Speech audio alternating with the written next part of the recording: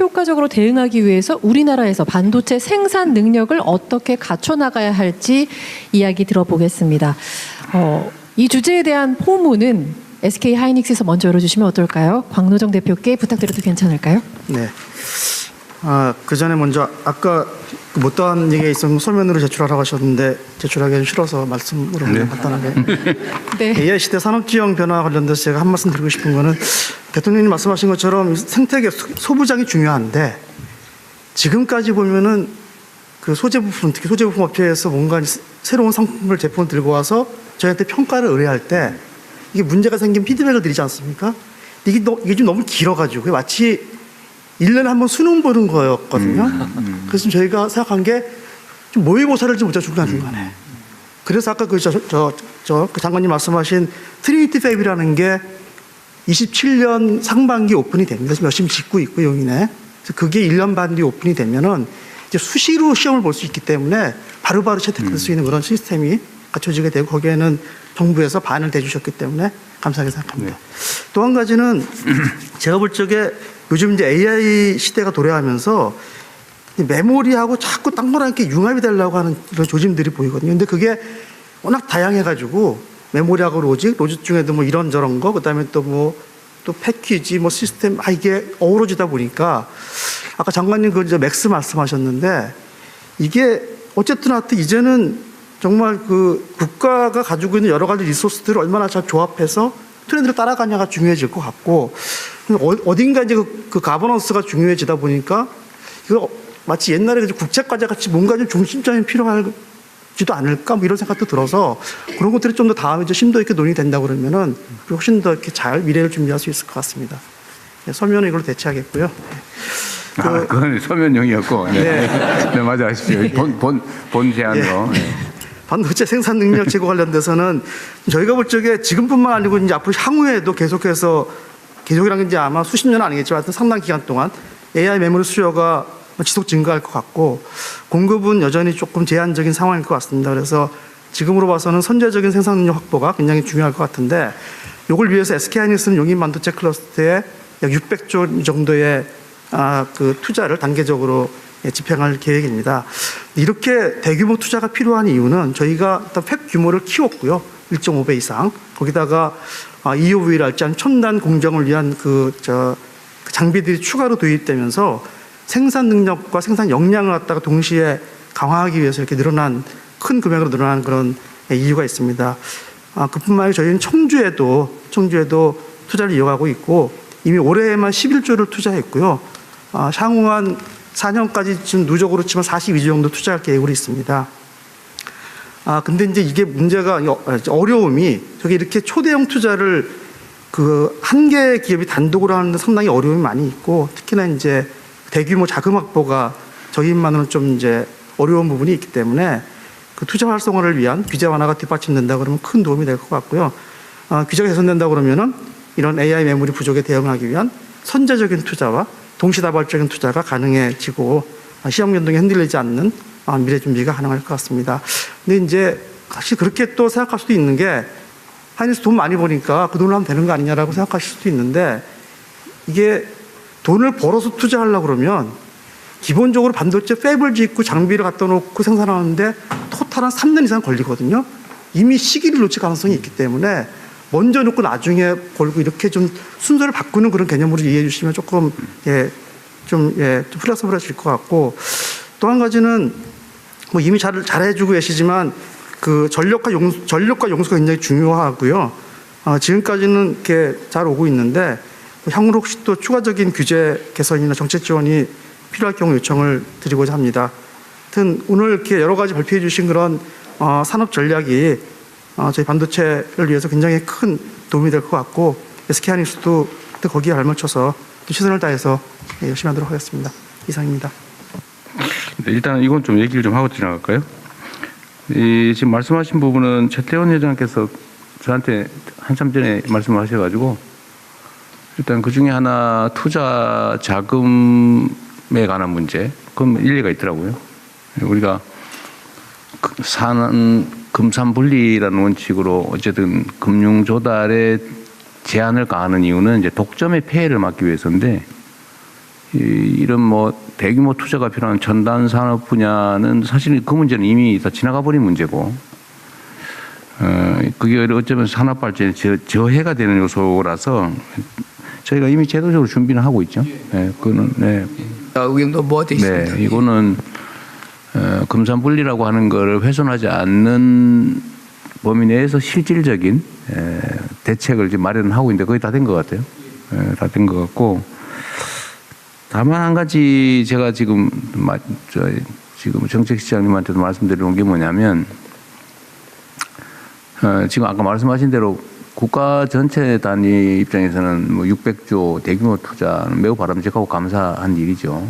그런데 이게 수도권 집중 문제하고 관련이 없지를 않습니다. 과거에 제가 용인 반도체 유치할 때 저도 열심히 뛰어다녀가지고 격기도로 해놓고, 지금은 이제 대통령이 되고 나니까 내가 왜 그랬지? 이런 생각이 좀 들어요. 그야 입장이, 상황에 따르면 생각이 바뀔 수가 있는 건데, 이제 그 문제가 조금 고민이 되는데요. 근데 예를 들면 내가 하나 여쭤볼게요. 거기가 지금 정확한 수치인지 모르겠는데, 그걸 원래 계획대로 다 지으면 전력이 16기가 좀 필요할 거라고 하던데 맞아요? 얼마 정도 최대 필요한 전기가 얼마 정도입니까? 한 14, 15기가. 15기가 정도? 1기가 줄었네, 제 예측보다. 그러니까 16기가면은 원자력 발전소 10개 이상인데, 그걸 그쪽으로 그렇게 송전할 수 있는 상황인가요? 사실 그 진짜 이호연 차관, 기후 에너지 국장. 네. 근데 아니 장기적으로 어떨지 내가 걱정이 돼서 그래요. 그 용수 문제는 어떻게 될 것 같긴 하던데, 전력 문제는 과연 그게 지금 송전망 구축도 쉽지 않고, 그 근처에다가 무슨 원자력 발전소를 지을 수도 없고, 어쨌든 그 문제는 한번 얘기를 한번 해보십시오. 예, 기후 차관입니다. 용인 반도체 클러스터에 대해서 이제 가장 중요한 게 전력을 공급하는데, 뭐 대통령께서도 말씀하셨지만은 사실 16기가까지는 아니더라도 원자력 발전소 1개 정도, 한 팹당, 그러니까 10개 팹에 한 15기가 정도 필요하니까 1.45기가 정도 이렇게 좀 필요한 상당한 양의 전력이 좀 필요합니다. 그래서 저희는 기본적으로 용인 반도체 클러스터 팹 가동 시기에 맞춰 갖고 전력을 공급하는 게 상당히 중요하다, 이렇게 좀 생각을 하고 있어 갖고 전력 공급 방안들을 여러모로 고민을 해서 좀 만들었습니다. 그 중에 하나가 일단 발전소를 인근에 좀 지어야 되는 부분들이 좀 있었고요. 두 번째는 이제 발전소를 너무 많이 짓게 되면 또 지역적 여러 수용성 문제도 좀 있다 보니까 원거리에서 그 송전망을 통해서 전력을 공급하는 방안. 그래서 일단 현재 계획상으로는 삼성전자 갖고 있는 계획하고 하이닉스가 갖고 있는 국가 산단과 일반 산단에 대한 전력 공급 방안은 발전소 지어주는 방안과 송전선로로 연결해서 공급하는 방안, 두 가지 방안에 대해서 일정 정도 계획은 갖고는 있습니다. 다만 이제 이 지역에서 전력을 새로 이제 생산하는 지역이 아니라 가뜩이나 전력을 많이 수요로 하는 지역이라서 이게 장거리 송전망으로 연결하는 데서는 저희가 지금 호남에서 주로 전력을, 특히 재생에너지가 또 원전 전력이 많이 생산하기 때문에 이걸 용인 반도체 클러스로 끌어올리기까지의 중간에 송전선로를 4개 내지 5개를 정도 연결을 시켜줘야 되는 그런 부분들이 있기 때문에 이게 중간에 이제 지나는 그 충남이라든가 전북 지역 같은 경우는 상당히 저희가 애로사항들, 지역 수용성 측면에서 애로사항이 좀 있어서 앞으로는 이걸 새로운 반도체 클러스라든지 국가 첨단 전략산업처럼 전력을 많이 필요로 하는 곳에서는 지방 또 전력이 많이 풍부한 곳으로 만약에 입지를 해주면 상당히 국가 균형 발전 차원에서 바람직하지 않을까, 이런 생각을 갖고 있습니다. 무지하게 어렵게 얘기하죠. 충청도식이에요 지금? 충청도 아니에요? 진짜 어려운 문제라서 이렇게 말씀하시는 거군요. 실제로 좀 매우 어려운 문제죠. 예를 들면 외부에서 생산된 전력을 공급받는 것도 송전망 건설 자체가 엄청나게 문제일 거고, 자체 근처에 뭘 하더라도 그게 석탄 발전소를 지을 수는 없고 이제 보나마나 LNG 뭐 이런 걸 아니면 열병합 발전소 수준일 텐데 그걸로 할 수 있을지 조금 오해가 있으실 수 있기 때문에 저희만 거기에 용인이라는 데가 넓어서 저희만 있는 게 아니라서 같이 물론이지. 그래서 저희 것만 놓고 보면 훨씬 적거든요, 그거보다. 그리고 반을 확보를 해서 나머지 반만 남아 있는 상황이라서 그렇게 조금 국한시켜서 보면은 좀 이렇게 그 가능성이 무슨 말씀이세요? 아. 거기에 연관업체들 얘기. 저 경영사 거기 땅도 이렇게 있죠. 아, 경쟁사는 약간 아래쪽이죠. 약간 아래쪽인데 다 같은 저기도 전력 문제가 꽤 문제가 될 텐데. 저 대통령님 말씀하신 게 다 합친 맞아요. 거 그 규모라. 합친 거예요? 아니 용인만이 아니고. 저희 같은 용인이라서요. 예, 예. 저희가 규모가 2배 동네. 정도 되기 때문에 아 합쳐서요. 예, 예. 그 저기 지금 SK 하이닉스의 그 클러스터만 한다. 거기는만 얼마인데? 저희가 한 6기가 정도 전체가 총. 예, 그럼 될 것 같은데. 아까 말씀하신 600조 투자하는데 네. 6기가 예, 예. 안 하고 합쳐가지고 그러면 평택 용인 합쳐서 삼성 쪽이 예, 저희가 지금 현재 평택은 이제 전력이 다 다 확보돼갖고 확보됐고. 가동이 되고 있고요. 그다음에 용인 산단이 이제 가동이 돼야 되기 때문에 거기 지금 전력 인프라를 확보를 지금 여기 기후 에너지부하고 좀 확보를. 거기는 지금 얼마 확보됐어요? 지금 SK는 그때 보니까 한 3, 4기가 정도 예, 3개 확보했다. 정도 확보가 됐고요. 나머지 3 확보했다고. 정도 남아 있어요. 네, 그러니까 절반 정도 남아 있다고 그러고 삼성은 얼마 정도 지금? 그럼 삼성이 그럼 한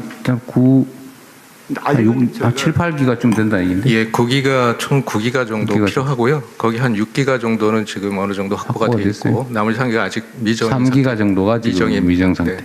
어쨌든 이건 개별적인 사안이니까 하여튼 이런 문제도 있고 앞으로는 아마 송전 비용을 전기요금에 부담하는 시스템은 피할 수 없을 것 같은데 송전거리 비례요금제 소위 지산지소 원칙에 따라서 전력 생산지 요금을 낮게 한다. 이건 뭐 피할 수 없는 정부 방침이니까요. 앞으로는 이게 좀 역전될 수 있다. 전기요금이 생산비에 반영이 안 될 수가 없을 텐데 하여튼 이것도 나중에 이게 아까 말씀드렸던 균형 발전 가급적이면 좀 지역에서 하면 좋겠다는 생각이고요. 근데 저도 아까 여기 그림을 보니까 희망이 있다 싶었던 게 동그라미를 쭉 쳐놨는데 그래도 밑에 몇 개는 있네요. 여기? 여기는 몇 개는 있어요. 우리 여기만 다 있는 줄 알았더니. 그러면 이게 불가능한 일은 아니라는 거네요. 패키징 지역에. 같은 경우에는 엠코라고요. 네. 글로벌 패키징 2 회사가 또 광주에 있고 몇 개가 그래도 여기 오늘 회사 중에 엠코라고 하는 데 있는 것 같은데. 이따 그 지역 얘기는 이따 한번 좀 강조해서 한번 들어보고 싶어요. 거기가 어느 정도로 좀 불이익한지 나중에 혹시 순서가 되거나 기회가 되시면 그 지역은 우리는 불모지라고 생각하고 있었는데 도저히 방법이 없구나. 거기다 막 엄청난 세제, 인구 정주 시설, 뭐 교육 여건, 그다음에 뭐 규제 완화, 뭐 온갖 걸 해도 올까? 이렇게 걱정을 했더니 그런 건 아닌가 봐요.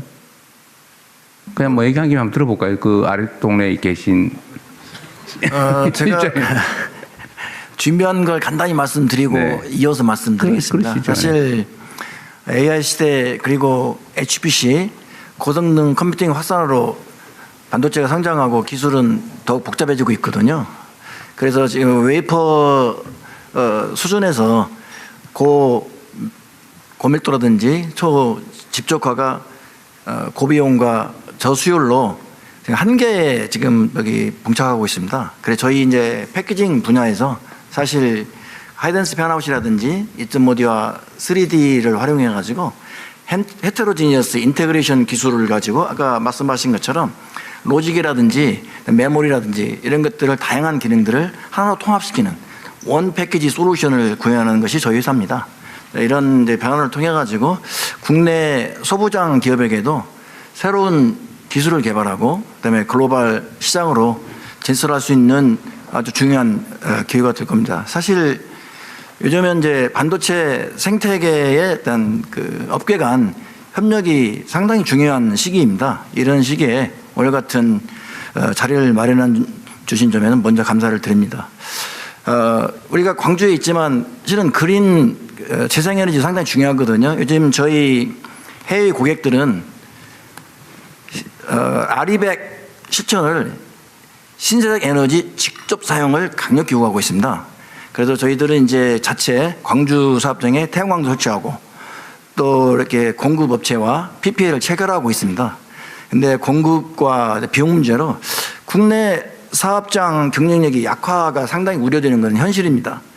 그래서 정부에서 그 태양광 보조금 확대 좀 해주시고, 그다음에 PPA 그 계약 중대도 좀 해주시고, 또한 그 망 이용료 면제까지 이렇게 적극적으로 검토 지원해 주시면 상당히 도움이 될 것 같습니다. 또한 저희 AI하고 4세대 그 기술 경쟁력이 이제 그 패키징 쪽으로 좀 부각되는 경우가 많이 발생되고 있습니다.